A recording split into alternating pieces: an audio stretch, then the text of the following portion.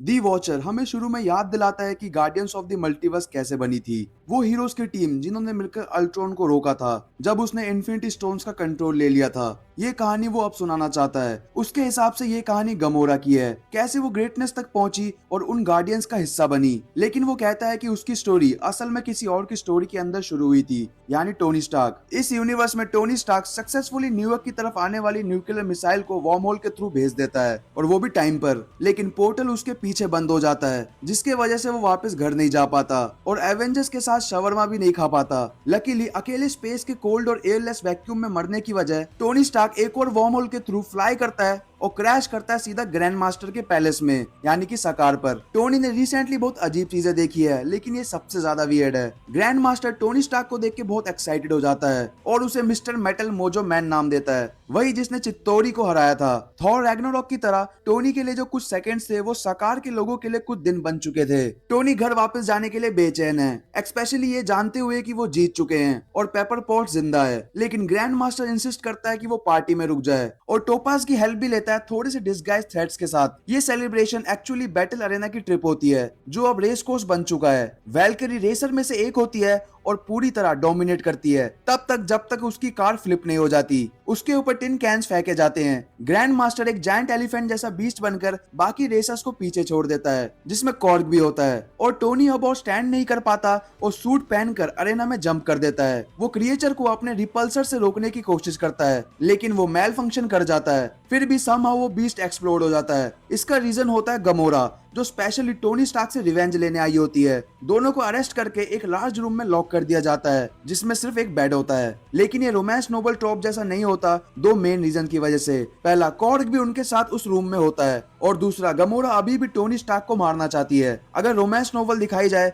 तो ये चीज सुटेबल नहीं करेगी। बट छोड़ो, टोनी फाइनली डिमांड करता है कि गमोरा बताए कि वो कौन है और उसे क्यों मारना चाहती है। वो अपना इंट्रोडक्शन देती है कि वो थैनोस की बेटी है, जो एक्सप्लेनेशन के लिए काफी होता है। और टोनी के लिए भी रीजन होता है कि वो डोर को ओवरराइड करके बाहर निकल जाए। कॉर्ग भी उसके साथ निकल जाता है, लेकिन वो डोर बंद कर देते हैं और गमोरा को अंदर लॉक कर देते हैं। कॉर्ग टोनी के एस्केप अटेम्प्ट्स को काफी मेस कर देता है और उनका आर्ग्यूमेंट गमोरा को टाइम दे देता है कि वो भी उन तक पहुंच जाए। वो उनकी राइड को ब्लास्ट कर देती है और वॉल को भी तोड़ देती है, जिससे ग्रैंड मास्टर अलर्ट हो जाता है और सकार के लोगों को टोनी को ढूंढने का ऑर्डर दे देता है। टोनी अभी भी समझ नहीं पाता कि थैनोस उसे क्यों मारना चाहता है, जब तक गमोरा उसे क्लियरली नहीं बताती कि चित्तौरी थैनोस के ही प्लान का पार्ट था। टोनी शॉक हो जाता है, लेकिन फिर उसे याद आता है कि एवेंजर्स का मिड क्रेडिट सीन, जिससे वो पहले अवेयर नहीं था। टोनी अपना लॉस और फ्रस्ट्रेशन गमोरा पर निकालता है। अनइंटेंशनली उसका ट्रॉमा उसके सामने ट्रिगर कर देता है, जब तक वो ग्रैंड मास्टर का मैसेज ओवर हियर नहीं कर लेता और रियलाइज करता है कि वो कितना करप्ट लीडर है। वो गमोरा को पीछे छोड़ देता है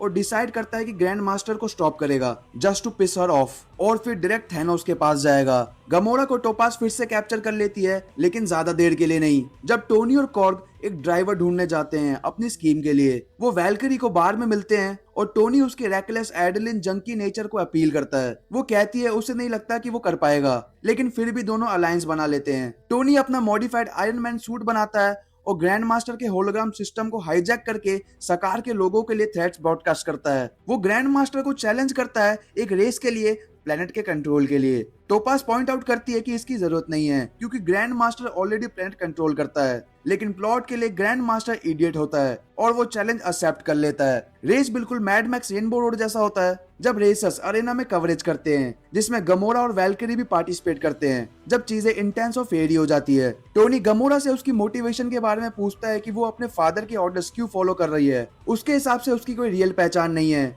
सिवाय डॉटर ऑफ थैनोस के, और उसका कोई और पर्पस नहीं है। और वो उसे कन्विंस करता है कि वो बेटर चूज करे। गमोरा अल्टीमेटली टोनी को एक टाइट सिचुएशन से निकलने में हेल्प करती है और फाइनली अपना नाम भी बताती है। लेकिन इसका मतलब ये नहीं कि वो फ्रेंड्स बन गए हैं। रेस का एंड टोनी और ग्रैंड मास्टर के बीच होता है, जिसमें टोनी बेयरली विन करता है। ग्रैंड मास्टर डिक्लेयर करता है कि विनर सिर्फ वही है जो वो चूज करे, मतलब वो खुद को विनर डिक्लेयर कर देता है। लेकिन टोपास के मेल्टिंग स्टिक के एक्सीडेंटली एनकाउंटर से वो परमानेंटली कंपटीशन से एलिमिनेट हो जाता है। लेकिन वो मरता नहीं है, जैसा मिड क्रेडिट सीन में दिखाया जाता है, और क्राउड वैल्करी को किंग बना देता है। टोनी ऑफर को रिजेक्ट करता है कि वो रुक कर हेल्प करे वैल्करी को, और पेपर के पास वापस जाने का डिसीजन लेता है। लेकिन उसका प्लान तब र्यून हो जाता है जब गमोरा सेल्थ में आके उसे कैप्चर करके थैनोस से मिलाने ले जाती है। पहले ये डबल क्रॉस लगता है, लेकिन फिर ट्रिपल क्रॉस हो जाता है जब टोनी और गमोरा मिलकर मैड टाइटन को टोपास के मेल्टिंग स्टिक से खत्म करने का प्लान बनाते हैं। सो गाइस, ये थी व्हाट इफ सीजन 2 एपिसोड 4 की फुल स्टोरी। मैं इसके बाद एपिसोड 5 भी एक्सप्लेन करने वाला हूँ,